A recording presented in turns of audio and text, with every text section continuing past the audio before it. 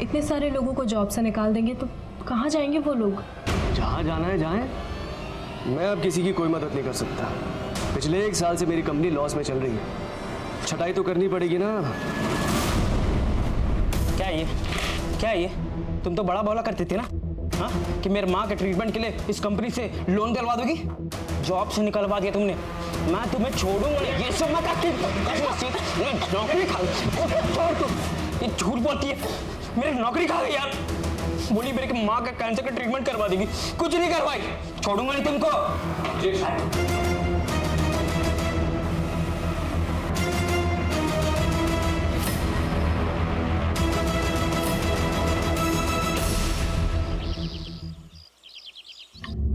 अरे पैसा के पेड़ पे उगता है जो हर 2 महीने के बाद पैसा बढ़ाने को बोल देती है? साहब 2 साल से 3,000 में ही काम कर रहे हैं। राधिका दीदी ने बोला था कि इस महीने से 4,000 देंगी। सुन, ये घर के मालिक जो हम हैं, राधिका नहीं है। सुलक्षणा, तो अंदर जाके काम कर, टेंशन मत ले। जी दीदी। पापा, किसी गरीब की मजबूरी का फायदा उठाते हुए आपको शर्म नहीं आती? इतने कम पैसों में वो कितना काम करती है, और अगर हम जरा सा पैसा बढ़ा देंगे तो क्या बिगड़ जाएगा? वैसे भी उसको तनख्वाह तो हम देते हैं ना। अच्छा, तू अब ये जता रही कि हम भी तेरा दिया हुआ खाते हैं, तो अपने अहंकार में अपने भाई की तरह अपने बाप को भी घर से बाहर निकाल देना। नहीं खाना है हमें तुम्हारा खाना।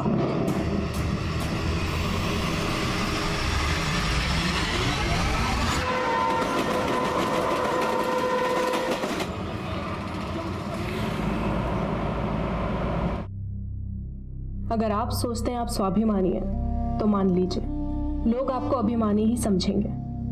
जब ग्लास आधा भरा होता है तो लोग उसको आधा खाली ही कहते हैं। लोगों की नजर में मेरा सच भी ऐसा ही था, आधा। अब खाली हो या भरा हुआ मालूम नहीं, पर मैं इसी अधूरेपन से भाग रही थी।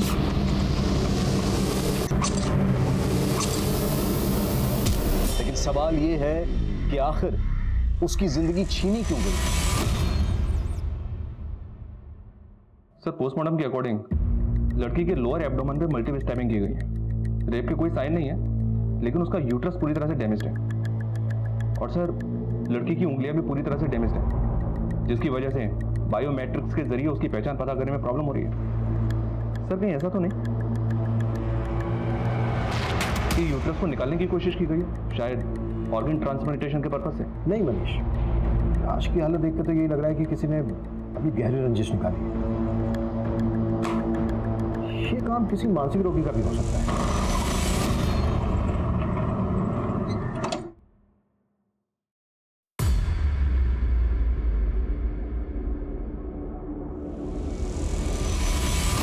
लड़की की पॉकेट से ये स्लिप मिली। ये कोई बिल या रिसीट है, पर खून बहुत है इस पर, कुछ पढ़ने में नहीं आ रहा है क्या लिखा है। सुमित, इसको सॉल्वेंट से वॉश करवा, सर पे पढ़ने में आ गया। सब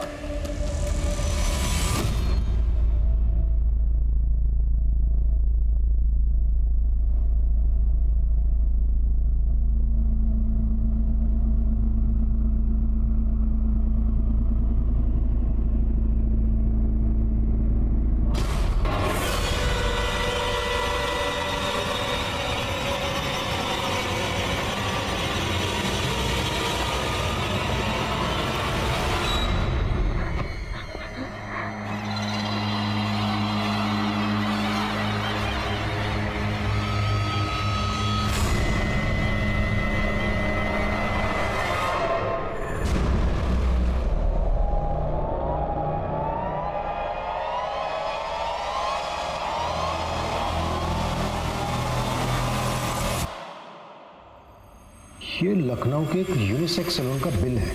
जी सर, इस पर लखनऊ का एड्रेस तो लिखा है, लेकिन सर सैलून का फोन नंबर नहीं है। ये बिल है 24 जुलाई का। लेकिन वो उसके बारे में कुछ नहीं जानता।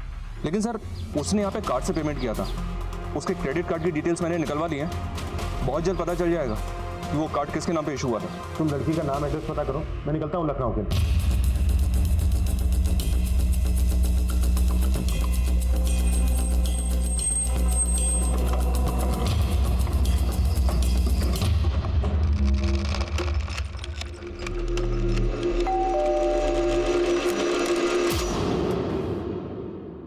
राधिका सिंह यहीं रहती है? हाँ जी, बेटी है हमारी।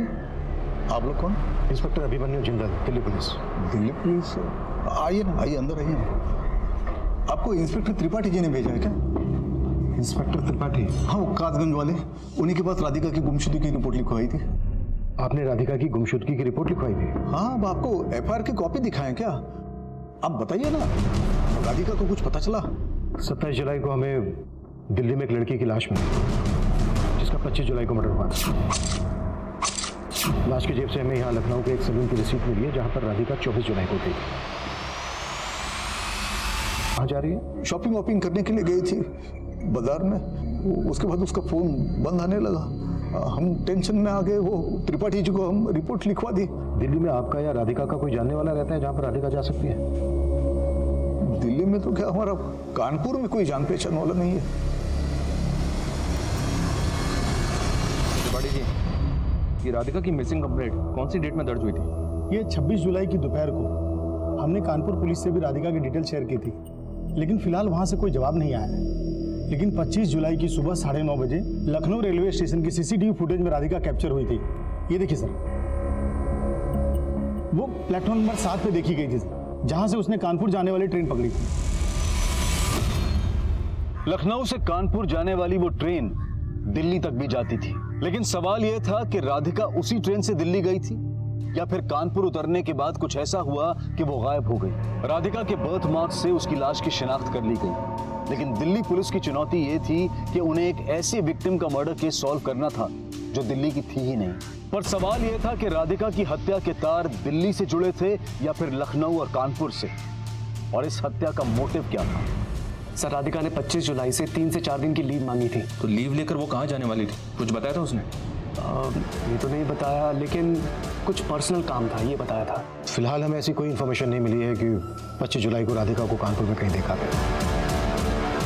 आप लोग अच्छे से याद करने की कोशिश कीजिए, शायद राधिका कानपुर की किसी जगह का नाम आपसे बोल के गई हो जहाँ वो जाने वाली है, किसी मार्केट वगैरह का नाम लिया हो उसने?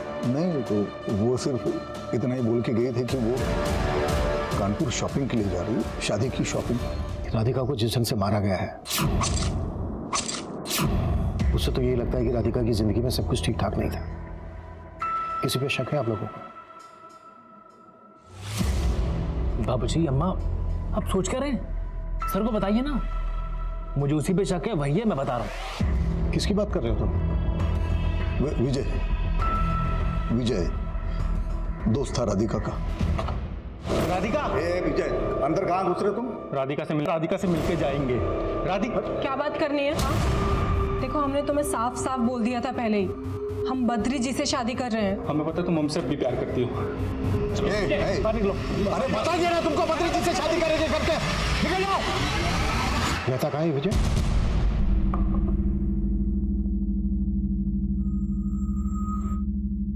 सर, ये रतन तिवारी है, इस इलाके के बहुत बड़े कॉन्ट्रैक्टर। अरे नहीं, बड़े हम नहीं, बड़े डॉक्टर साहब हैं। डॉक्टर साहब, हम आपके सानिध्य में आना चाहते हैं। देखिए, अगर आप ये सोच के आए हैं कि मेरे पास कोई जादू की छड़ी है और पल भर में सब बदल सकता है, तो आप जा सकते हैं। नहीं नहीं, हम अंधविश्वासी नहीं हैं।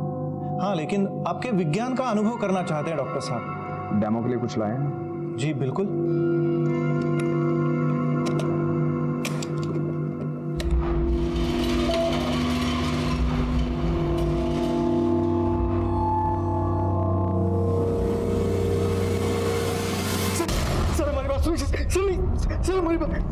सर, हमने राधिका को नहीं मारा सर, राधिका के घर वाले झूठ बोल रहे हैं सर, हम प्यार करते थे राधिका को, वो भी हमसे शादी करना चाहती थी। और राधिका ने तो तेरे साथ अपना रिश्ता तोड़ दिया था। सर, लेकिन हम बचपन से एक दूसरे को चाहते थे। वो अच्छा खासा कमा रही थी, हम जॉबलेस थे, हमारा टेम्परामेंट मैच नहीं होता था। वो फ्रस्ट्रेट हो गया, हमने उसको एक दिन कुछ बोल दिया, वो बुरा मान गई सर। राधिका, हमारी बात सुनो ना। Radhika please please please Radhika, हम तुमसे प्रॉमिस कर रहे हैं, हम दोबारा से कभी नहीं करेंगे। हमें तुमसे कोई बात नहीं करनी है। सर, हमें तो लगता है कि उसका बाप और भाई मिलकर उसे हमारे खिलाफ भड़का रहे थे, क्योंकि वो उसकी शादी किसी और आदमी के साथ कराना चाहते थे। और ये बात तेरे से बर्दाश्त नहीं हुई, इसलिए तूने राधिका को? सर, हमने राधिका को नहीं मारा सर। अगर हमको खुंदक थी ना तो उसके बाप और भाई से थी। एक नंबर के लालची लोग हैं वो, और इसी लालच की वजह से उसकी शादी एक बड़े उम्र के आदमी के साथ करा रहे थे सर वो।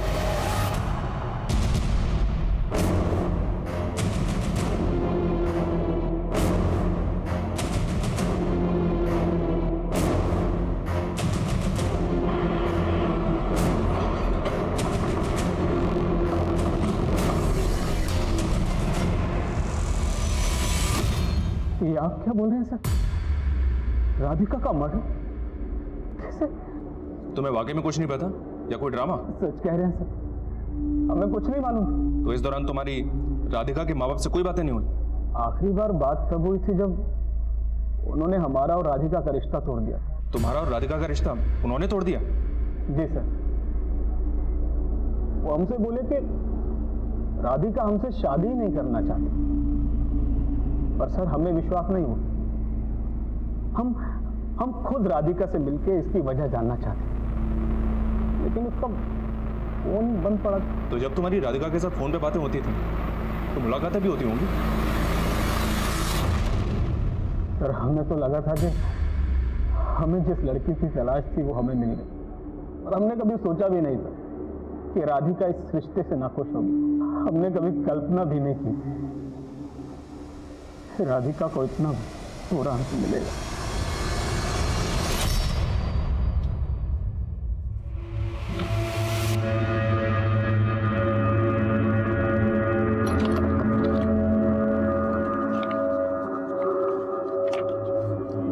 बाबा, अब क्या सूझा है आपको? राधिका की अलमारी में क्या ढूंढ रहे हैं आप? तो मेरा एक फाइल है, वो उसे ढूंढ रहा था। तुम क्या कर रहे हो यहाँ पे? जाओ ना, तुम्हारा काम करो ना।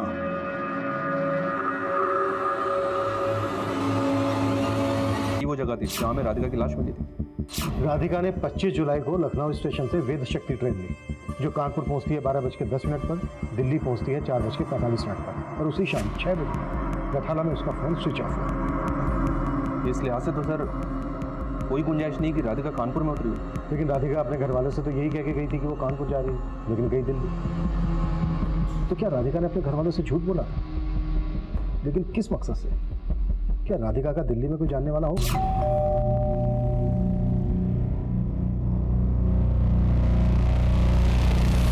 लेकिन सर राधिका के कॉल रिकॉर्ड्स में दिल्ली का कोई नंबर नहीं मिला। क्राइम सीन का डम डेटा निकलवाओ और चेक करो कि मर्डर वाले दिन कानपुर या दिल्ली का नंबर उस एरिया में कोई एक्टिव था क्या। ओके सर, और एक बात है सर, मैं बद्री से मिला था। उसने बताया कि राधिका के पेरेंट्स ने उसका और राधिका का रिश्ता राधिका की मौत के 5 दिन बाद खत्म कर दिया था, 30 जुलाई को।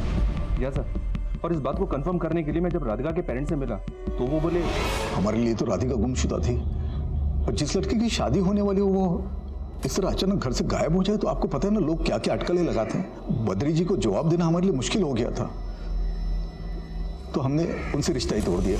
उनका जवाब सुन के मुझे यही लगा कि शायद वो लोग इस बात को मान बैठे थे कि राधिका को बद्री पसंद नहीं था, इसलिए राधिका गायब हो गई। बद्री राधिका से 15 साल बड़ा था। कहीं ऐसा तो नहीं है कि राधिका की बद्री के साथ शादी हो रही थी, इसी वजह से वो भाग गई हो? सर इसलिए राधिका के पेरेंट्स पर भी नजर रखने के लिए आदमी लगा दिए। ये भी चेक करो कि 25 जुलाई को राधिका ने टिकट कहाँ की ली थी, कानपुर की या दिल्ली की। उसी से क्लियर होगा कि राधिका की ये जर्नी प्री प्लान थी या फिर राधिका किसी और के प्लान का शिकार हुई। Okay sir. Train reservation check करने के साथ पुलिस दिल्ली रेलवे स्टेशन से लेकर राधिका के मर्डर स्पॉट रिठाला तक के बीच के एरियाज के कई सीसीटीवी स्कैन कर रही थी। ऑटो और टैक्सी चलाने वालों से भी लगातार पूछताछ की जा रही थी। क्राइम सीन के एरिया का डम डाटा निकाला जा रहा था, और वहीं लखनऊ में पुलिस राधिका से जुड़े हर शख्स पर नजर रख रही थी।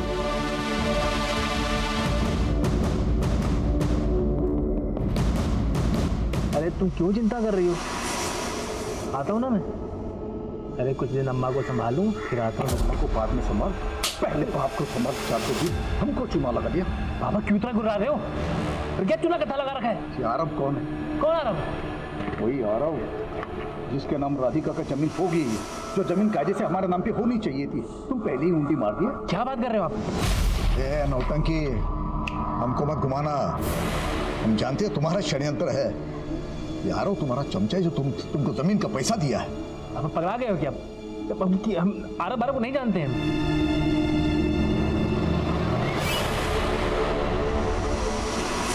साहब हम पिछले 2 साल से हम सिर्फ इतना जानना चाहते हैं कि राधिका के अपने माँ बाप और अपने भाई से रिश्ते कैसे थे? भाई राधिका दीदी के साथ नहीं रहते थे, और पिताजी से बहुत चिड़ी चिड़ी सी रहती थी राधिका दीदी। अपनी माँ से बहुत प्यार करती थी, इससे ज़्यादा और कुछ नहीं पता हमें सब। फिर राधिका की बद्री से शादी होने वाली थी, तो क्या राधिका इस शादी से खुश थी?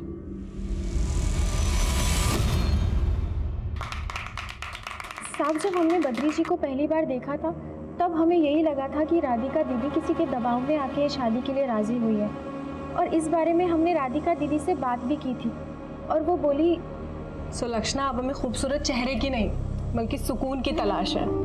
लेकिन दीदी वो आपसे उम्र में बहुत बड़े हैं। बड़े अच्छे इंसान हैं वो, और मुझे यकीन है कि मैं बद्री जी के साथ बहुत खुश रहूंगी। और साहब, राधिका दीदी का जवाब सुनकर हम खुद हैरान रह गए।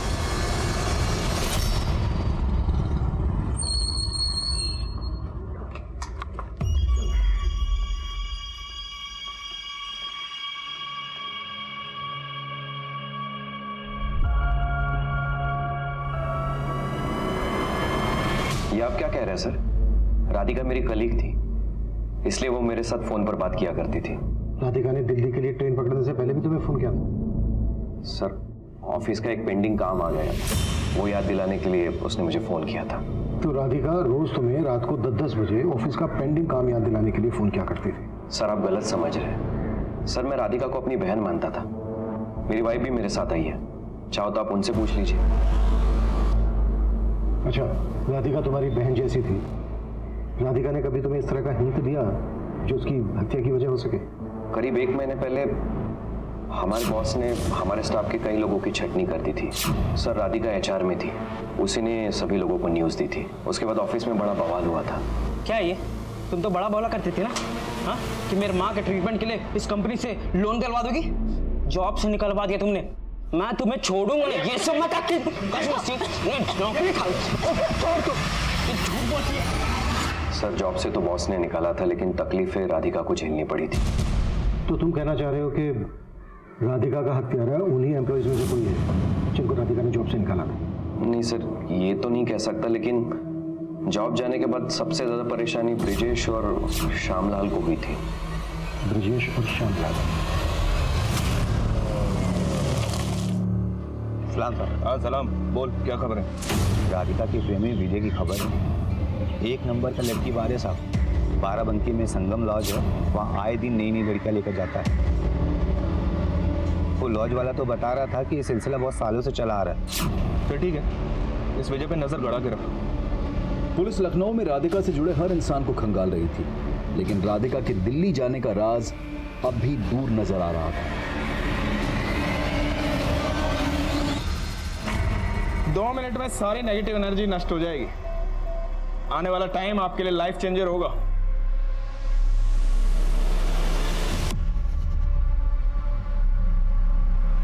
Just relax. कितने पैसे? बहुत पैसे हैं। सारे पैसे। अरे इसका मशीन तो बंद करो, मर जाएगा।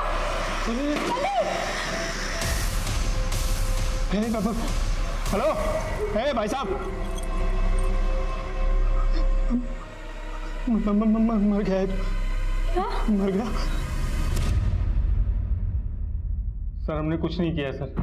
सर क्या है, हमको बार बार उठा लाते हैं सर आप लोग। अभी तो उठा उठा के कुटेंगे भी अगर तूने सच नहीं बोला था। सर, सब कुछ तो बता दिया आपको। सब कुछ? लेकिन तूने ये 3,40,000 रुपए का हिसाब नहीं किया अभी तक, जो राधिका के अकाउंट से तेरे अकाउंट में ट्रांसफर हो रहे थे किश्तों में। कभी 20,000, कभी 30,000, और एक बार तो सीधा 1.5 लाख। क्यों पैसे ले रहा था राधिका से? मदद के नाम पे हम उधार पैसे ले रहे थे राधिका से। उधार ले रहा था या फिर ब्लैकमेल कर रहा था राधिका को? सर नहीं सर, ब्लैकमेल नहीं कर रहे थे सर। सर कसम खा के बोल रहे हो, हमको बहुत प्यार करती थी, हमें दुखी नहीं यार। अभी तक कितनी प्रोस्टिट्यूट के साथ सोया है तुझे याद भी है? इसलिए मारा ना तूने राधिका को क्योंकि उसने तुझे पैसे देने बंद कर दिए थे? मानते कि हमने उसको धोखा दिया था, लेकिन मारा नहीं उसको। राधिका, तुम यहाँ क्या कर रही? फोन वो राधिका, देखो ड्रामे मत करो, मैंने देखा है किसी को। किसको देखा है तुमने? क्या बात कर रही हो राधिका? कहाँ छुपा है उसको? तो इसी वजह से उसने हमारे से रिश्ता तोड़ दिया था। हम बस उसको मना के अपनी जिंदगी में वापस लाना चाहते थे बस, लेकिन हमने उसको मारा नहीं है। कि शाम को राधिका दिल्ली कैसे पहुंची? धीरज भाटिया, तू तो कह रहा था तुझे पता ही नहीं है राधिका दिल्ली गई थी, जबकि राधिका की ट्रेन टिकट तेरे बुकिंग ID से हुई है, कोमजी 124। तेरा ID है ना? हाँ सर, वो राधिका मुझसे टिकट जरूर बुक करवाती थी, लेकिन मैंने कुछ नहीं किया है सर। कुछ नहीं किया तो ये बात तूने हमसे पहले क्यों नहीं बताई? मैं डर गया था सर। देख, अब कुछ भी मत छुपाना हमसे और ना ही झूठ बोलना। राधिका दिल्ली में कहाँ गई थी? वो रिठाला। उठाना वहीं राधिका का मर्डर हुआ। देखिए सर, मुझे इसके बारे में कुछ नहीं मालूम। राधिका अक्सर रिठाला जाया करती थी। क्यों जाया करती थी? नहीं पता सर। रिठाला में किससे मिलने जाती? पिंकी छाबरा से। ये पता तुम? हाँ सुमित। सर मैं उस लॉयर सत्येंद्र मिश्रा से मिला। वो बता ही नहीं रहा है कि आरव कौन है। बोल रहा है कि जब तक हम लोग कोर्ट के ऑर्डर नहीं लाएंगे वो हमें कोई भी स्टेटमेंट नहीं देगा। What?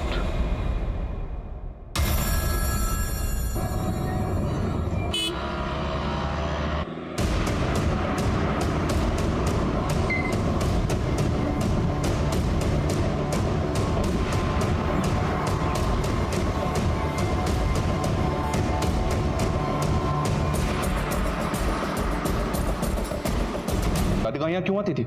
सब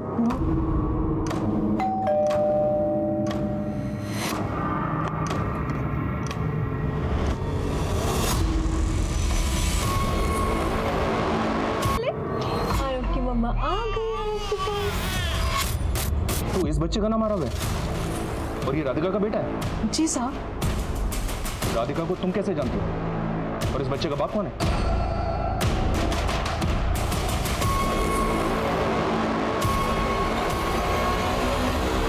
सर आप मुझे फिर गलत समझ रहे हैं। सर मैं राधिका को बहन मानता था।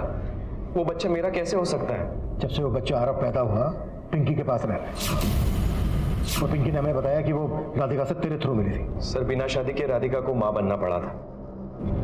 वो अपने बच्चे को साथ में नहीं रख सकती थी, इसलिए मैंने उसे बहन समझकर उसकी मदद की थी। घुमा मत हमें। राधिका ने तुझे ही बता दिया कि वो मां बनने वाली है और ये नहीं बताया कि उसके बच्चे का बाप कौन है। मुझे उससे ये तब पता चला जब वो मां बन चुकी थी। सर उस दौरान वो 6 महीना हमारे दिल्ली ब्रांच में शिफ्ट हो गई थी। तब मुझे उसका पर्पस पता चल गया। सर वो अपने बच्चे की देखरेख के लिए किसी को ढूंढ रही थी। तब मैंने उसे पिंकी के बारे में बताया था।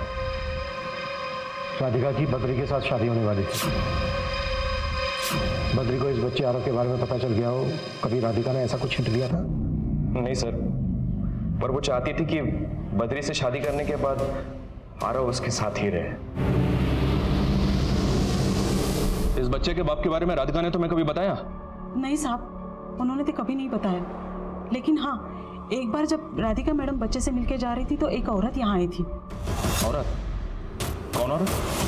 मम्मा के साथ जाना है आरव को। मम्मा जल्दी वापस आ जाएंगे, ठीक है?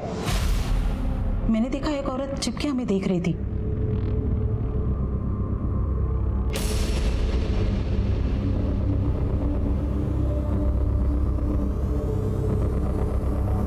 राधिका मैडम जाने के बाद वो यहाँ आई और राधिका मैडम और बच्चे के बारे में पूछने लगी।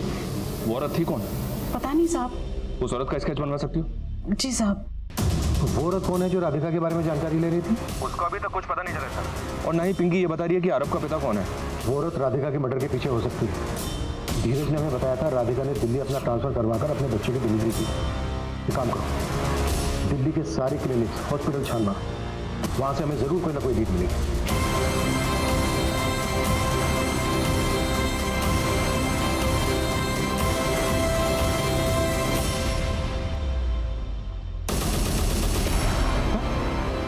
आरव राधिका का बेटा है?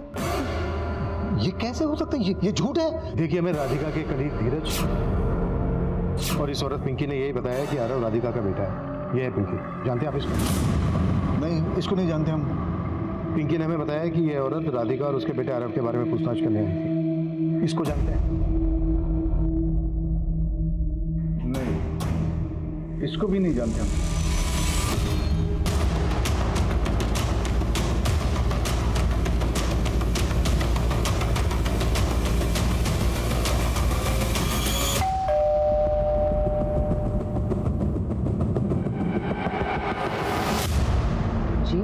हमें बद्रीनाथ जी से मिलना है।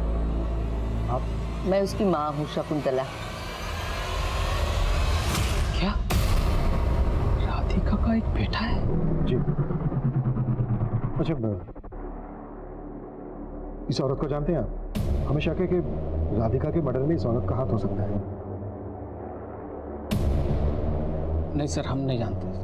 बद्रीनाथ जी, राधिका के कलीग धीरज ने हमें बताया था कि राधिका आपसे शादी करने के बाद अपने बच्चे आरव को आप ही के साथ रखना चाहती थी, अडॉप्ट करके। क्या ये सही है? हमारी हमेशा से एक विश थी कि हम शादी के बाद एक अनाथ बच्चे को अडॉप्ट करें और उसे माँ का प्यार दें। क्या आप हमारी ये विश पूरी करेंगे? हाँ सर, हमने तब राधिका को कह दिया था कि हम शादी के बाद कोई अनाथ बच्चा अडॉप्ट कर लें, लेकिन सर हमें बिल्कुल भी अंदाजा नहीं था कि उसका कोई अपना बच्चा था।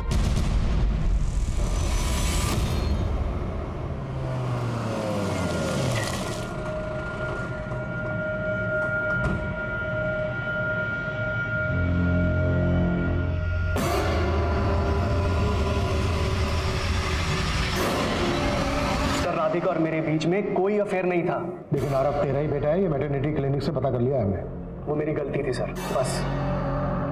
करीब 1.5 साल पहले मैंने अपने पूरे स्टाफ के लिए अपने फार्म हाउस पे पार्टी रखी थी। वहाँ पे राधिका ने बहुत ज़्यादा ड्रिंक कर ली थी।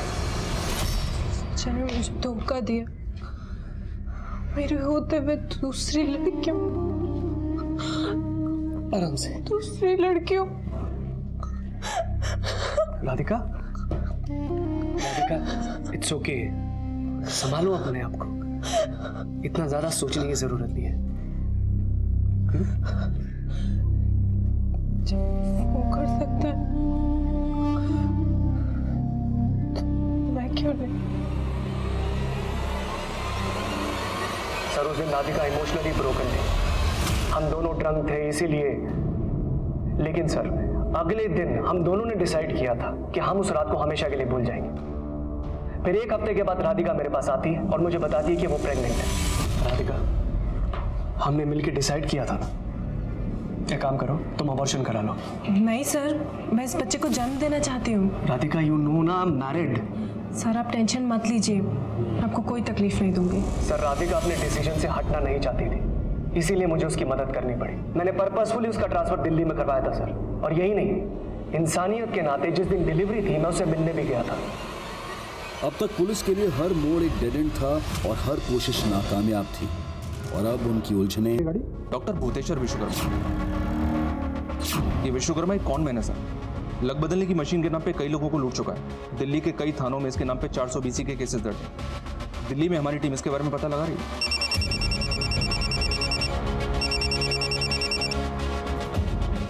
बोलिए बद्रीनाथ जी, उस दिन मैं ही राधिका का पीछा कर रही थी। उस वक्त मैं भी दिल्ली में ही थी, अपनी भांजी से मिलने गई थी, और उसी सोसाइटी में मैंने राधिका को देखा। इसलिए मैं उसके बारे में पूछताछ करने के लिए वहाँ गई। पर सर, मेरी माँ ने सिर्फ उत्सुकता में राधिका का पीछा किया था, उसकी हत्या में इनका कोई हाथ नहीं।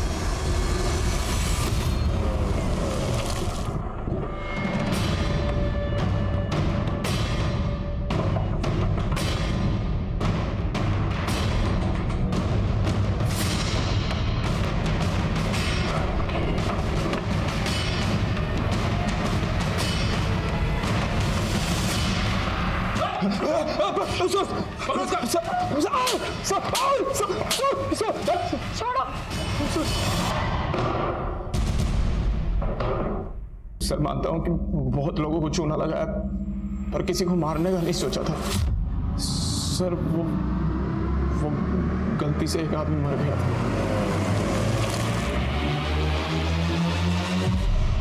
किसी ने लाश डंप करते हुए हमारा वीडियो बना लिया था, फिर उस आदमी ने हमें धमकी दी।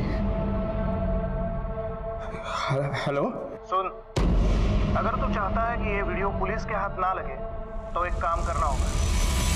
सर, उसने हमें ब्लैकमेल किया सर, इसलिए।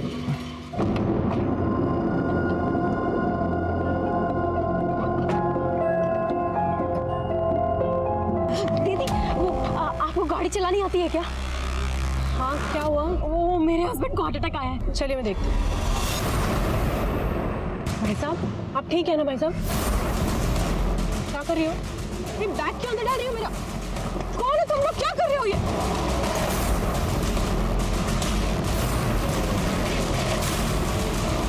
अरे रुक! ऐसा भी क्या बिगाड़ा था राधिका ने तुम दोनों का? उसने हमसे हमारा पति छीन लिया था। आए दिन धीरज उसके साथ फोन पर ही चिपके रहते थे। हेलो, हाँ राधिका, हाँ तुम्हारी दिल्ली की 25 जुलाई की टिकट बुक करवा दी है। अरे अरे थैंक यू किस बात का, तुम भी ना। चलो टेक केयर, बाय।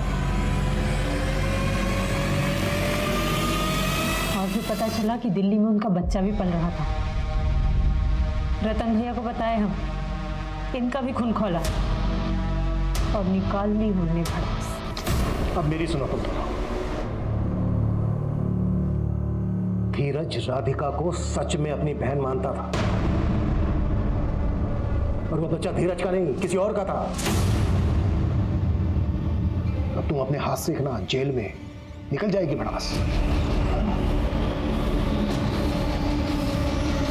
शक वो बला है जो अगर दूर ना हो तो इंसान की सोचने समझने की शक्ति क्षीण हो जाती है और अच्छे अच्छे इसकी वजह से तबाह हो जाते हैं। राधिका ने जिंदगी में कई धोखे खाए, कई तकलीफें सहकर भी उसने अपने बच्चे के भविष्य के लिए एक लंबी तपस्या की। ये उसका साहस ही था कि उसने शादी किए बिना भी अपने बच्चे को जन्म दिया। लेकिन ये सच अपने माता पिता को बताने का साहस वो नहीं कर पाई। लेकिन उसके इस डर के दोषी उसके माता पिता भी हैं, क्योंकि अगर उन्होंने राधिका को समझने की जरा सी भी कोशिश की होती तो शायद राधिका का ये अंजाम नहीं होता। इसलिए बेहद जरूरी है कि हम अपने परिवार में एक ऐसा माहौल बनाने की कोशिश करें जहां हमारी जिंदगी एक राज ना बन जाए, सब एक दूसरे से अपने दिल की बात खुलकर कह पाएं।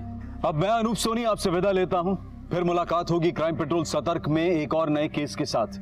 तब तक अपना और अपने परिवार का ख्याल रखें, सतर्क रहें, सुरक्षित रहें और देखते रहें क्राइम पेट्रोल सतर्क।